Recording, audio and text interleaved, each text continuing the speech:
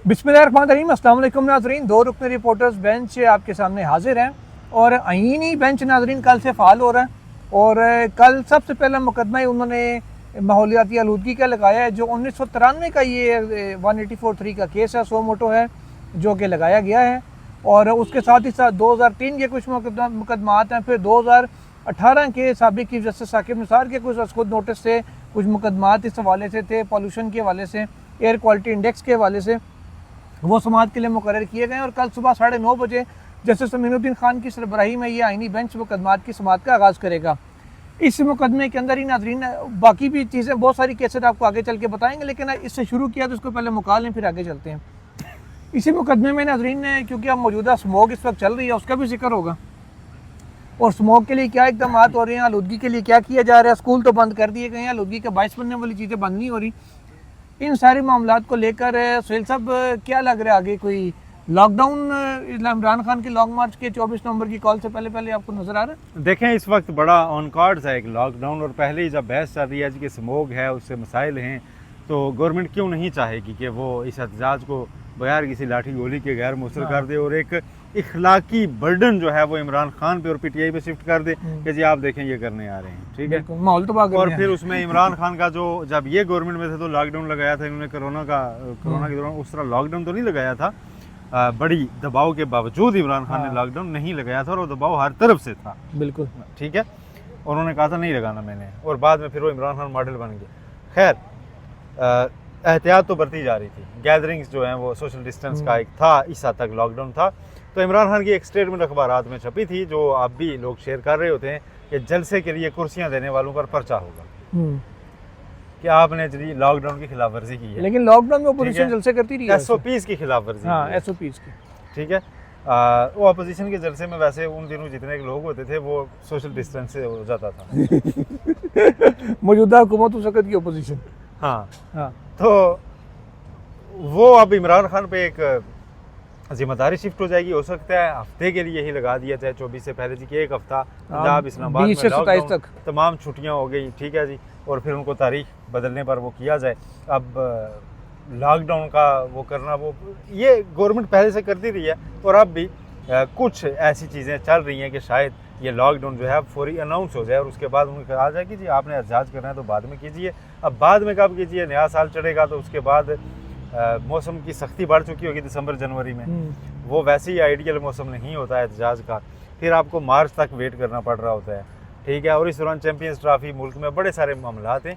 एहतजाज के लिए पाकिस्तान फेवरेबल नहीं है अगर हम जेन्युइन बात करें तो, लेकिन इमरान खान या पीटीआई के पास ऑप्शन भी शायद और कोई नहीं, ठीक है। जब आप सुप्रीम कोर्ट कहे जी कि मखसूस नशिस्तों का फैसला दे और उनको कहे जी कि इनको आप तस्लीम करें पार्टी, और आप ना करें, ठीक है। जब आप उनको पॉलिटिकल स्पेस ना दें, मैं अक्सर मिसाल दिया करता हूं कि आप एक लम्हे के लिए सिर्फ गौर कीजिए कि अंग्रेज़ दौर में अगर महात्मा गांधी और कायद आज़म मोहम्मद अली जिन्ना रहमतुल्लाह को अगर ना मिली होती पॉलिटिकल स्पेस, उन्होंने इनकी तमाम पॉलिटिकल मूवमेंट्स कर्टेल की होती, इनको जेल में डाल दिया होता, इनके आने जाने पर पाबंदी होती है, तो बरतानिया भी जाते रहे ना, ठीक है, फ्लाई भी कर रहे थे, ये सारा कुछ कर रहे थे, वहीं पे बैठ के उन्हीं के खिलाफ इजलास भी कर रहे थे, सारा कुछ कर रहे थे। अगर ये पॉलिटिकल स्पेस ना मिली होती तो आप क्या समझते हैं कि ये इतनी जल्दी आज़ादी मुमकिन हो सकती है?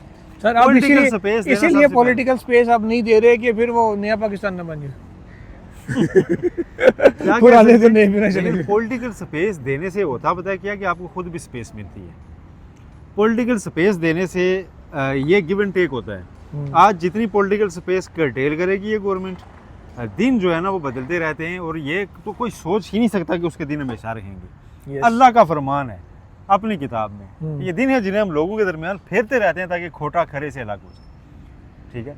तो ये इक़्तिदार के दिन भी घूमते रहते हैं, पाकिस्तान में तो ज़्यादा तेज़ी से घूमते हैं, और पता भी नहीं होता बाज़ दफ़ा इक़्तिदार में बैठे बंदे को कि मेरे दिन घूम चुके हैं, और जब नताइज सामने आते हैं तो तब इदराक होता है कि यार ये तो गेम लंबी बाड़ी भी पड़ चुका है, ठीक है। तो जब आप पॉलिटिकल स्पेस कर्टेल कर जाएंगे, आप उसे आइन और कानून में दर्ज कर जाएंगे कि ये इजाज़तें नहीं मिल सकती, तो आपके दिन अगर फिर गए तो फिर क्या होगा? लेट्स सी फिर क्या होता है। जिसके साथ ही साथ नाज़रीन कल माहौलियाती आलूदगी पे तो जो सुप्रीम कोर्ट के आईनी बेंच ने करना सो करना है। आईनी बेंच के जो आर्किटेक्ट थे साबिक चीफ जस्टिस काजी उल कज़ा काजी फाइज ईसा, उनको बहुत बड़ा रिलीफ का आईनी बेंच देने जा रहा है। यार अब काजी उल कज़ा अपने सब कहते हैं तो वो मौत के वो काजी रहे काजी उल कुज़ा। अच्छा कुज़ा कर ले यार, वैसे तो जो बुनियादी खूबी मोती की है उन्होंने, चलें काजी उल कुज़ा कर लेते, पेश डाल लेते, वीडियो दोबारा कर लेते ये दोबारा अच्छा नाज़रीन, उनको कल बहुत बड़ा रिलीफ सुप्रीम कोर्ट का आईनी बेंच देने जा रहा है अपनी तरमीम के आर्किटेक्ट को। और वो रिलीफ ये है कि उनकी तैनाती 2018 में चैलेंज की गई थी जो रियाज हनीफ राई है उनकी जानिब से। ये वही रियाज हनीफ राई है जिन्होंने बाजवा साहब की एक्सटेंशन भी चैलेंज की थी और उनकी जानिब से चैलेंज की गई थी। और मौक़िफ़ ये अपनाया गया था कि कोई भी जज जब अपॉइंट होता है वो पहले जज अपॉइंट होता है, उसके बाद वो चीफ जस्टिस बन सकता है। तो चीफ जस्टिस काजी फाइज सर डायरेक्ट ही चीफ जस्टिस अपॉइंट हुए, तो उन्होंने कहा ये जो प्रोसीजर है जज अपॉइंटमेंट का वो फॉलो नहीं किया गया था। तो गवर्नर की समरी भी इस हवाले से नहीं थी, जो एडवाइस वज़ीर आला की जाती है वो चीफ जस्टिस अपॉइंटमेंट के लिए वो भी नहीं थी, क्योंकि ये इनका पहला नोटिफिकेशन एज अ जज होना चाहिए था, साथ ही अगला नोटिफिकेशन हो जाता है एज अ चीफ जस्टिस। तो ये प्रोसीजर फॉलो नहीं किया, लिहाजा इनकी तैनाती गैर आईनी करार दी जाए। साकिब निसार साहब ने अपने 3 रुकनी बेंच में एक केस फेल साहब लगाया उस वक्त, और ये रियाज हनीफ राई साहब मौजूद नहीं थे, अपने वालिद की आदत के लिए अपने गांव में थे। आईजी पंजाब को कहा गया जहाँ भी उन्हें पकड़ के सुप्रीम कोर्ट लाएं। अगले दिन राई साहब को पंजाब पुलिस लेके यहाँ सुप्रीम कोर्ट पहुँच गई और राई साहब यहाँ आए तो उनसे बातें सुनी कि उन्होंने कहा जी मुझे तैयारी के लिए टाइम नहीं। उन्होंने कहा नहीं भी आपके केस में सब्सटेंस ही नहीं है, जान ही नहीं है, डिसमिस कर दिया गया। क्योंकि साकिब निसार साहब ने अलविदाई दौरे उनके हो रहे थे तो उन्होंने कोयटा जाना था और वो एक तोहफ़ा लेके जाना चाह रहे थे कोयटा के वकला के लिए कि उनके ऊपर बड़ा प्रेशर था कि जी काजी फाइज साहब के खिलाफ कोई कार्रवाई ना हो जाए। तो वो ये तोहफ़ा लेके गए थे कि ना मैं तो आपके लिए ये लेके आया हूँ, आपके जज का केस मैंने खारिज कर दिया। और उस पर रिव्यू डाला हुआ था राई साहब ने, वो अब आके फिक्स हुआ है, आईनी बेंच में लगा। तो जब ये काजी साहब भी रिटायर हो चुके हैं, मामला इंफ्रक्शस हो चुका है, तो लिहाजा कोई रिलीफ भी मिलता नज़र नहीं आ रहा उनसे राई साहब को। तो कल मुझे लगता है कि कल आईनी बेंच सबसे पहले रिलीफ ही जाके काजी फाइज साहब को देगा जो तरमीम के आर्किटेक्ट है। आपको क्या लगता है सुहेल साहब? बिल्कुल देगा। देखें आप साकिब निसार के ऊपर इतनी ज़्यादा बातें, लेकिन उन्होंने जिस तरह भी दिया था, बलूचिस्तान में तोहफा लेकर गए थे या कुछ भी लेकर गए थे, उन्होंने रिलीफ दिया था। नहीं बिल्कुल दिया था। वो केस फिक्स करके भी जा सकते थे, ठीक है, वो फारिग करके भी जा सकते थे, फारिग करके भी जा सकते थे, कोई मसला नहीं कि शायद बलूचिस्तान के उगला उस पर खुश होते हैं, हमें क्या पता। एग्जैक्टली, ठीक है, हो सकता है साकिब निसार से लोग इसलिए नाराज होंगे भैया आपने ये क्या किया है। कहने की बात यह है कि साकिब निसार साहब ने भी रिलीफ दिया है फाइज ईसा साहब को, और बंदियाल साहब ने भी दिया है जी, ठीक है। तो उनसे तो ये रिलीफ लेते रहे हैं, और ये अगर जज बरकरार रहे तो उनके रिलीफ की वजह से रहे जी, बिल्कुल, ठीक है। तो अगर उनके कोई बदनीयतियाँ इस हद तक होती कि वो कहते नहीं अब तो ये है ना मेरी दाढ़ के थल्ले, अब तो मैं इसका करता हूँ ना इलाज, तो शायद वो कार गुजरते, लेकिन उन्होंने ऐसा नहीं किया था। आसान नहीं था उनके लिए करना बहरहाल, लेकिन उन्होंने ऐसा ट्राई भी नहीं किया। और उन्होंने जैसे आपने बताया कि रियाज हनीफ राई साहब को पुलिस के ज़रिए पटिशनर को बुलाया गया। वैसे रियाज हनीफ राई वही पटिशनर है जिसे पुलिस ही लेके आया कर दिया। अच्छा, 3 वाक़यात हैं, एक आपने बता दिया पुलिस लेके आई, एक उन्होंने आर्मी चीफ की एक्सटेंशन चैलेंज कर दी थी, तो फिर उन्हें पता नहीं पुलिस और कौन कौन लेके आया था, लेके गया था, ठीक है। उसके बाद काजी फाइज साहब के दौर में भी उन्होंने शुरू में एक वो कोई दरख्वास्त डाल दी थी, तो फिर केस की सुबह ही इधर वो पहुंचे थे। हाँ जी, बिल्कुल ऐसा ही है। अच्छा, इंटरेस्टिंग चीज़ है नाज़रीन, माहौलियाती आलूदगी केस में एक बड़ा इफेक्ट मिस हो गया, तो मैंने अभी वो लिस्ट अपने मोबाइल में मुकदमात की खोलिए तो सामने आया है। इन 1993 में सुहेल साहब जो नज़ीर अहमद वर्सेस सलमान सादिक जो उस वक़्त के वो हुकूमत के जो थे, उनमें जो वकील थे ना, वो अब देखें वकील कौन थे। ये केस नाज़रीन माहौलियाती आलूदगी का 1993 में किया था। सबसे पहले नाम सुहेल साहब पढ़े 49 मलिक नवाज ASC के बाद सैयद मंसूर अली शाह साहब जो इस वक्त सीनियर प्यूनी जज हैं सुप्रीम कोर्ट ऑफ पाकिस्तान के। और ये किस साल में है? 1993 का केस है सर।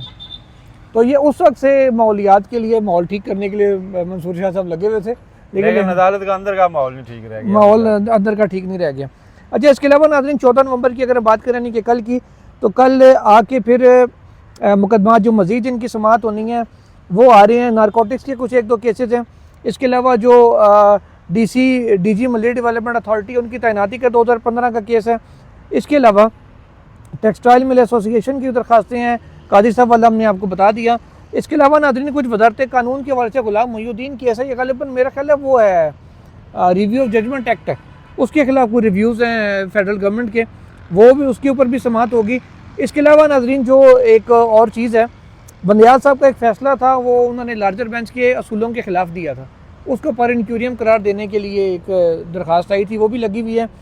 और आम इंतखाबात जो हो चुके हैं 8 फरवरी 2024 को, उनको रीशेड्यूल करके सुहेल साहब मार्च में लगाया जाए। ये सुप्रीम कोर्ट कल फैसला करेगी कि वो मार्च में लगाना है कि नहीं लगाना।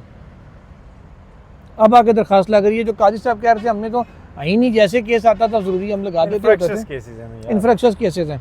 अच्छा, इसके अलावा जो हैं साथ ही साथ वो लोग जो उन्होंने क्या कहते हैं हलफ की खिलाफ वर्जियाँ की हैं, मैं ना इसलिए सादा पर्ची बना ली हुई है, ठीक है।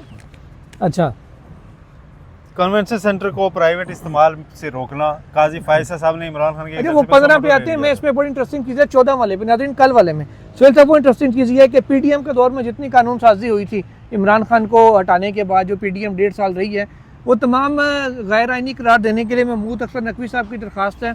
वही महमूद अख्तर नकवी साहब जिनकी दरख्वास्तों में सुहेल साहब डुअल नेशनलिटी वाले फारिग हुए, जाली डिग्रियों वाले फारिग हुए, सिंध के कई लोग उनके चक्कर में फारिग हुए, करप्शन करने वाले, उनकी जानिब से दरख्वास्त थी, वो कल लगी हुई है।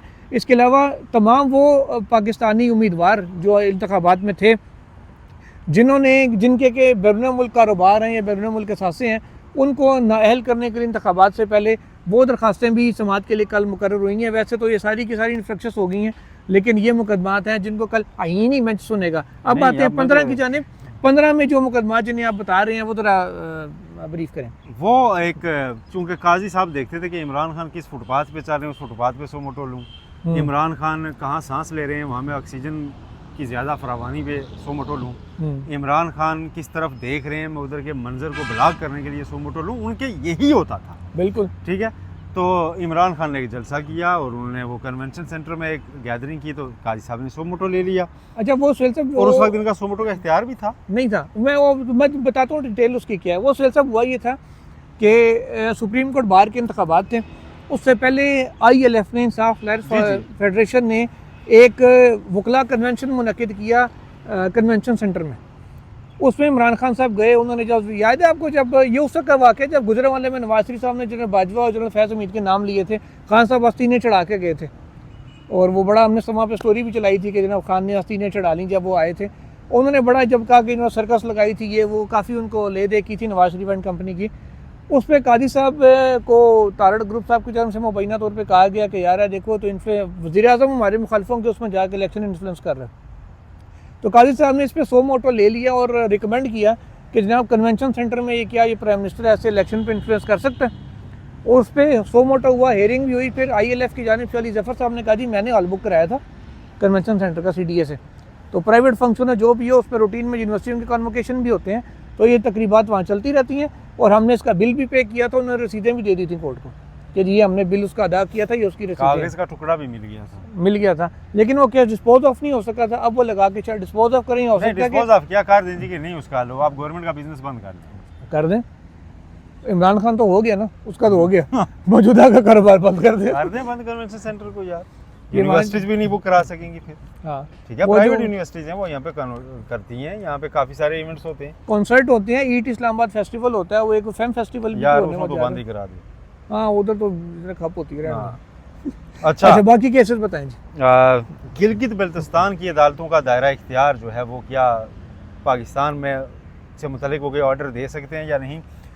फवाद हसन थे मेरा ख्याल है, या हद चीमा, इनमें से किसी एक को ना उसकी अदालत ने गिरफ्तार करवा के यहाँ से वहाँ ले गए थे पेश करने। सर वो मीर शकील रहमान को तो वहाँ की अदालतों ने सजा दे दी थी। अच्छा, उसके बाद ये तो जो मजहब वाले केस में अल्लाह भला करे साबिक वजीर कानून साहब रहे हैं, वो बैरिस्टर साहब नून लीग वाले, अल्लाह भला नाम है यार, बड़े आदमी, यहाँ ज़फरुल्लाह साहब, बैरिस्टर ज़फरुल्लाह साहब, वो कहते हैं मेरे भी वारंट आ गए थे। मैंने कहा ये हमारा टिम्बकटू है गिलगित, मैं नहीं जाता यहाँ, अब टिम्बकटू की अदालत भी मुझे बुलाएगी। ये गिलगित वालों के लिए वैसे इंसल्टिंग था कि आप पाकिस्तान का अगर उन्हें क्लेम करते हैं तो ऐसा नहीं कहना चाहिए था, लेकिन बहरहाल ये केस है। इसमें एयर ब्लू का भी ये केस है GB से रिलेटेड, कि उन्होंने कुछ फैसले दिए थे जिनके खिलाफ उनके चीफ सुप्रीम कोर्ट जो है सुप्रीम एपलेट कोर्ट, उसके फैसलों के खिलाफ अपीलें सुप्रीम कोर्ट में आई थी। तो वो सारा तनाज़ा है कि जी यहाँ के सुप्रीम कोर्ट वहाँ ऑर्डर दे सकती है और वहाँ की अदालतें यहाँ का ऑर्डर दे सकती हैं कि नहीं, ये तनाज़ा जिसके ऊपर केस होगा। सुहेल साहब आगे अच्छा, मज़ीद आएं। आखिरी जी तवानाई मंसूबे हैं, नहीं मीशा शफी का केस है जी, अली जफर का जिनसी हरासा करने का, वो भी आईनी बेंच सुनेगा। काजी फायज ईसा साहब ने उसे लार्जर बेंच में भेजा था, वो लार्जर बेंच आईनी बेंच, उससे कोई आईनी मामलात बने हुए हैं कि कहाँ पे ये अप्लाई होता है कहाँ पे नहीं, वो भी सुनेगा। ओम्बड्समैन के खिलाफ। और फिर ख्वाजा आसिफ जिस दौर में कहते हैं ना जुडिशल एक्टिविज्म था, पाकिस्तान पीपल्स पार्टी का दौरे हुकूमत 2008 से 13, उसकी नाक से लकीरें जुडिशल एक्टिविज्म ने निकलवाई और उसके पीछे ख्वाजा मोहम्मद आसिफ थे। ख्वाजा आसिफ हर केस में यहाँ पटिशनर होते थे। जो तरक्याती मनसूबा पीपल्स पार्टी ने शुरू करना, उन्होंने इफ्तिखार चौधरी की मिली भगत से उसको स्टे करवाना, यहाँ वो दरखास्त लेता थे, उधर से स्टे हो जाता था। गैस के मंसूबे हों चाहे रेंटल पावर के मंसूबे हों। अच्छा जी, करप्शन करप्शन करप्शन, राजा रेंटल कर दिया, ये वो। बाद में आज तक बताएं कौन से रेंटल पावर के केस में परवेज शरीफ को सजा हुई है? किसी में भी नहीं हुई, किसी में भी नहीं हुई, बरियत काफ़ी में हुई है। ठीक है, आप ऐसी बातें मतलब ख्वाजा साहब तो ना करें कम अज कम। ख्वाजा साहब की केस लग भी गया। अच्छा, फिर बाद में इनकी दरखास्त पर नंदीपुर का केस बन गया जी जी, बाबर रवान और सारों के खिलाफ। बाद में इस्लामाबाद हाईकोर्ट ने उस पर लैंडमार्क जजमेंट दी जस्टिस सतर मिल्ला ने कि भाई किसी ने तेले का फायदा नहीं लिया तो मिस यूज ऑफ अथॉरिटी आप उस पर कैसे बना रहे हैं यार? एक प्रोजेक्ट लगाने का खाली फैसला, उसको आपने सुप्रीम कोर्ट से 100 मोटो करवा के नैब से केस, नैब की वो बेइज्जती हुई उस केस में। अच्छा, उसमें जो जजमेंट आई ना, उसका फिर सहारा लेके हसन इकबाल साहब और दीगर नून लीगी बरी हुए कि जनाब मिस यूज ऑफ अथॉरिटी हमारी फायदे के बगैर। और बाद में इन्होंने उसी को कानून बनाया। उस कानून की लीड उस जस्टिस सतर मिल्ला की जजमेंट से निकली थी। वो ये था तो अब वही ख्वाजा आसिफ साहब का उस जमाने का जुडिशल एक्टिविज्म के जमाने का केस तवानाई मनसूबों के खिलाफ का लगा हुआ है। मेरा ख्याल है इस पर टू द लेंथ आर्गूमेंट्स होने चाहिए। ख्वाजा साहब को आकर कहना चाहिए कि जी नहीं गवर्नमेंट कर सकती और सुप्रीम कोर्ट को इंटरवीन करना चाहिए। बिल्कुल करना चाहिए। और ये इसके अलावा नाज़रीन, आरिफ अलवी साहब जब प्रेसिडेंट थे उनको ओहदे से हटाने की दरख्वास्त आई थी, वो भी समाज के लिए मुकर्रर हुई है। और सुहेल साहब एक आखिरी दरख्वास्त भी है जो इसमें वर्क प्लेस पे खवातीन को हिरासत करने का मामला है, वो सारी भी वो यही है ना, मीशा शफी वाला केस उसी में है ना। हाँ, 2-3 उस तरह के और दीगर भी केसेस हैं जो लगाए गए हैं। मजमूई तौर पर ये क्लब करके केसेस लगाए गए हैं, तो 80 से ज़्यादा केसेस बनते हैं जो 2 दिन में सुनेंगे। ज़्यादातर इनमें इन सारे केसेस को ये झूठा करने के लिए इन्होंने लगाया है कि हम अपने पास पेंडिंग कर रहे हैं। हाँ, तो लेट्स सी नाज़रीन कि अब आगे क्या होता है और किस किस को रिलीफ मिलता है, किसको नहीं मिलता, और मज़ीद कौन से मुकदमात आइंदा हफ्ते में आईनी बेंच में सुने जाते हैं, कौन से नहीं सुने जाते। तब तक के लिए इजाज़त दीजिए। अल्लाह हाफ़िज़।